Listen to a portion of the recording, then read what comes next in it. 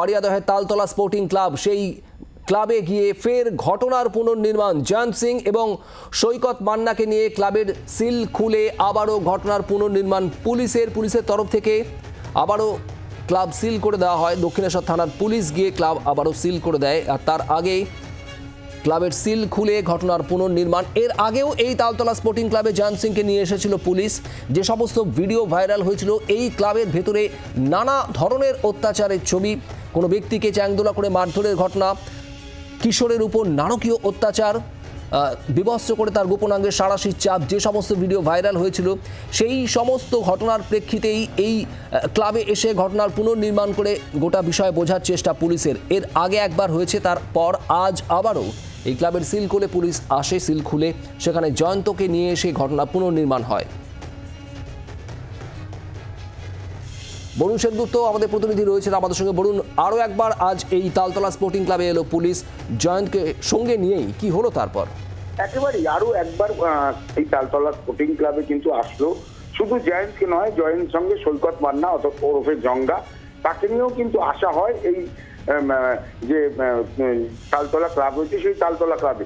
সেখানে এসে আবারও পুনর্নির্মাণ করা হয় এবং দেখা হয় যে আগের দিনে যে ঘটনা, যে ভিডিও ভাইরাল হয়েছে সেই ভিডিও সত্যতা যাচাই করতে চায় দক্ষিণেশ্বর থানার পুলিশ। তার কারণ গতকালই তাকে যখন কোর্টে তোলা হয়েছিল, প্রথমে কিন্তু বিভিন্ন মামলায় তাকে কিন্তু প্রথমে পুলিশ কাস্টডি দেওয়া, জেল কাস্টডি দেওয়া হয় 14 দিনের। এরপরে দক্ষিণেশ্বর থানার পুলিশ যখন তাকে হাতে নিতে চায় বা বিভিন্ন বিষয়ে জিজ্ঞাসাবাদ করতে চায়, তখন কিন্তু সেই মামলা যখন ওঠে তখন দেখা যায় তাকে 8 দিনের দক্ষিণেশ্বরে পুলিশি হেফাজত দেওয়া হয়েছে।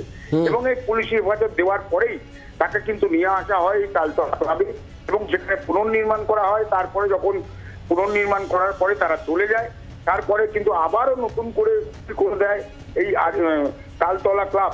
কিন্তু যেটা বলে রাখা একটা প্রসঙ্গ, আমরা যেটা আগেও যেটা বলেছি বা দেখিয়েছি যে কিশোরকে যে গোপনাঙ্গে যে চাপ মারার ঘটনা, সেই ঘটনা কিন্তু এখনো পর্যন্ত যে অভিযুক্ত ছিল তাকে কিন্তু ইতিমধ্যেই পুলিশ আদালত থেকে রেহাই দেওয়া হয়েছে। তার কারণ তার বিরুদ্ধে কোনো রকম অভিযোগ বা কেউ গিয়ে অভিযোগ করেছে বা পুলিশ যে কেস ডায়েরি করেছে সেই কেস ডায়েরির জোর ততটা ছিল না, যার জন্যই কিন্তু তাকে অন্তর্বর্তী জামিন দেয় গতকাল আদালত এবং তাকে আবার ডিসেম্বর মাসে একটা ডেট দেওয়া হয়, যেই ডেটে তাকে আসতে হবে। এই সব নিয়েই কিন্তু এখন এই আরিয়াদহ অঞ্চলের যে জয়ন্ত সিং এর ঘটনা বা তার সঙ্গে যোগসাজশ বা রিলেটেড যে ঘটনা, সমস্তটাই কিন্তু এখনো পুলিশ তদন্ত করছে। এবং এই যে 8 দিনের পুলিশি হেফাজত, তার মধ্যে কি নতুন করে তথ্য পায় বা আদৌ তথ্য পায় কিনা, সমস্তটাই কিন্তু এখন একটা প্রশ্ন চিহ্নের মধ্যে পড়ে যাচ্ছে। যেহেতু গতকাল একজনকে একদম তাকে রিলিজ করা হয়েছে এবং তার ব্যক্তিগত 2000 টাকা বন্ডে তাকে জামিন মঞ্জুর করা হয়েছে। এটাই কিন্তু এখন দেখার বিষয় যে জয়ন্তকে আর কি দ্বারা, যেহেতু শাসক দলের পক্ষ থেকে বলা হয়েছে যারা এই ধরনের ঘটনা ঘটিয়েছে তাদের কঠোর থেকে কঠোরতম শাস্তির দাবি করেছে। সৌগত রায় নিজে বলেছেন যে তাদের ছাড়া হবে না। এখন দেখার বিষয় এই প্রসঙ্গে আর কি পুলিশ পদক্ষেপ নেয় বা আর একবারে পুলিশের ভূমিকা দিকে নজর রাখবো আমরা। বরুণ, ধন্যবাদ। আপাতত